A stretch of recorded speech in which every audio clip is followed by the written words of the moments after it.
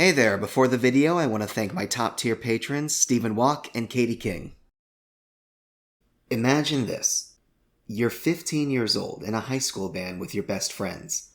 Within a year, you're getting popular among the local scene that's also been growing rapidly. By 19, you've got a couple records on an indie label, and they're taking off in tandem with your scene's momentum. But suddenly, Warner Music is after you.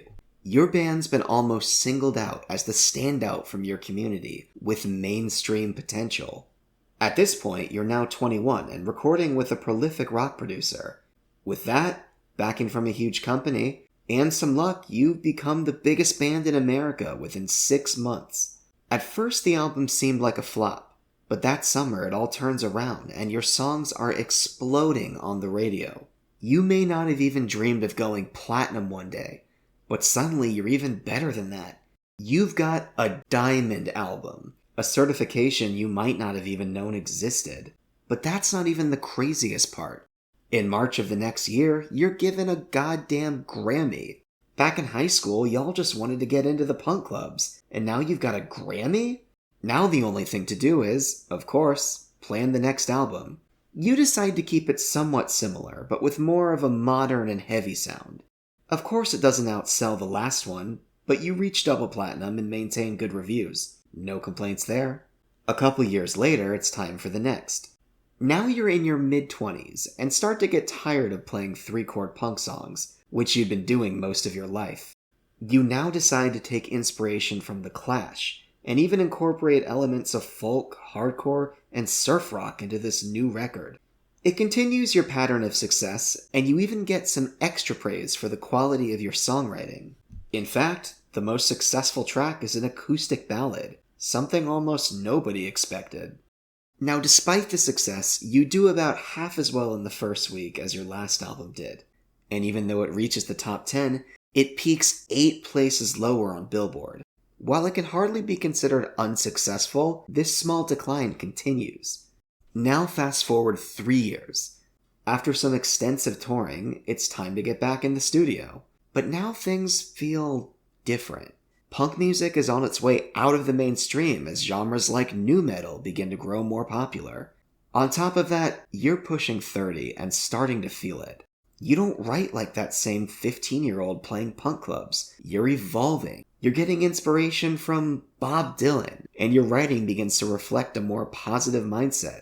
Basically, you're accepting growing up. So you self-produce the record and give it a more acoustic, folky atmosphere. Critics are pointing out that you're writing like an adult now. And while the record sells and garners your usual positive reviews, it's nowhere near the success you've been getting. It's the first album since signing with Warner that doesn't do double platinum. You do what you can to maintain relevance by touring, but it just doesn't do the trick. You've released a record that, while true to yourself, left a confusing taste in the mouths of your fans. It seemed that now, 6 years after debuting on a major label, your fad had run its course.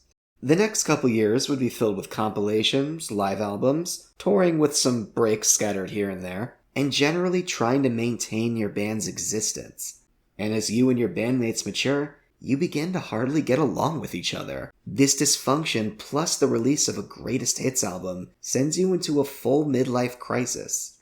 You're starting to wonder if you should even be a band anymore. But you know what? No. Suddenly you get a rush of adrenaline and realize that if you're going down, you're going to make the biggest bang you can. You get back with your old producer and let him know that you want to make the best thing your band was capable of. It was going to be raw, it was going to be deep, and it was going to be as punk as you were capable of. The songwriting became more collaborative, and you started focusing on what you, as a now 32-year-old, care about. Things like the political climate and feeling lost. The record even starts to take on a narrative feel, as you and your bandmates started to create these 9-minute punk ballads, if you will, that painted a portrait of what living in America was like in a Bush post-9/11 era. And wouldn't you know it, but you caught lightning in a bottle once again. The album is a smash. Now you're back and you're big. Turns out it doesn't matter if your fans grow out of you. More will grow in. Suddenly your whole look is different. Rather than raw, bratty punk, there's more makeup now. Besides immense success in the mainstream, the album taps into the more emo and scene cultures popular in schools at the time. You don't need the angry Gen X punks anymore. You've got the millennials now. And some original fans might complain about this, but fuck them. Where were they when your sales went down? Suddenly, you're less of a punk band and more of a rock band. You then win 2 out of the 6 Grammys you're nominated for, and it kind of feels like the old days all over again. Your recent political outspokenness helped you a lot, given the rise of protest songs in the mid-2000s. You're playing in red states and purposely trying to piss off Republicans. You're all over Hot Topic and exclusively playing stadiums and arenas. This is a whole new ballgame. So, what now? You got what you wanted, but where could you possibly go from here? You'll never be able to keep this hype going, and slowing down is what killed you last time. And if the past few years has taught you anything, bigger is the way to go, right? But how can you get bigger than this? Well, how about instead of a 13-track concept album, you do an 18-track concept album with 3 acts, and you'll get more political, even writing about religion and media control. You'll spend 3 years working on it before you even tease anything, and it'll have even more ballads. You're writing on a piano now because you're a complex, middle-aged artist. You'll give it an epic stadium rock sound, and it'll be 70 minutes long. And you'll even hire the producer of Nirvana's Nevermind to make sure it's in capable hands. Jesus, no pressure, right? But you do it. You drop the album to continued success. Another Grammy later, and you're still the biggest band in the States. So, now what? Broadway. That's right. What's even more grandiose than stadium rock? You'll have a whole Broadway musical written with your recent songs, and you'll even occasionally be in it and perform surprise concerts after the shows. Good. That ought to do it. Now the year is 2012 and you're 40. You're doing everything to maintain respect as a legitimate adult rock artist. But, once again, we ask the same question. What now? Can you go bigger than that?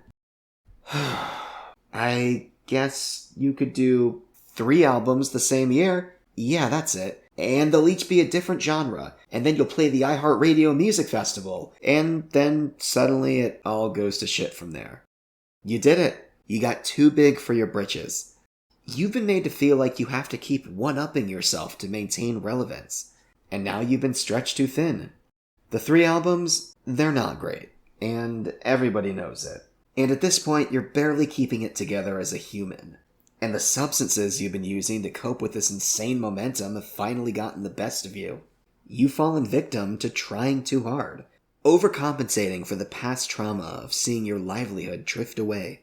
And now, you've broken down in front of the world. You've spent 2012 releasing music that came out of contrivance, not genuine artistry, but trying to one-up your best work.